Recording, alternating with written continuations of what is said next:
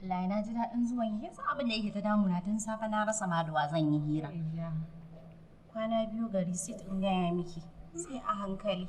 San ni ma na yi zama guri ɗaya tsallatan a tsallatan yanzu ma na sai ta wani yana nan zuwa.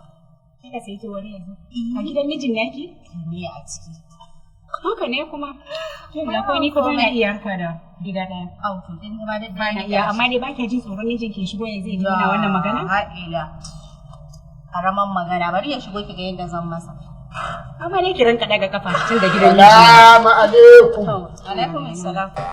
Ka dawo kenan. Bakwa kuka kenan. Ina wuni? Sannu. A ai da kin magana da na to da ruwai. A'a haba da Allah. Ka dawo dan dauki ka dan mun mofin din wannan glass din. To.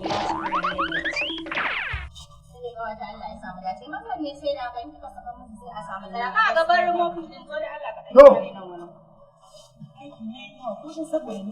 Au kai ya kuri. A'a.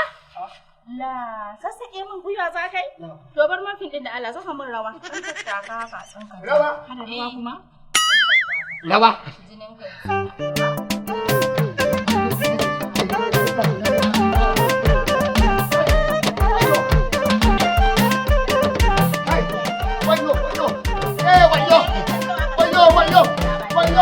Salamu alaikum. Me haka ke ne mutum ne banza ce me haka ki sai a gaba kina sai ra me haka Ya ina wuni. lafiya Wallahi yayi wannan bai Allah. In dai mutu tunda wallahi wuta za ta yi. a kware ai duk wata haka muke tarbiya haka muke tarbiya Wallahi ka baya.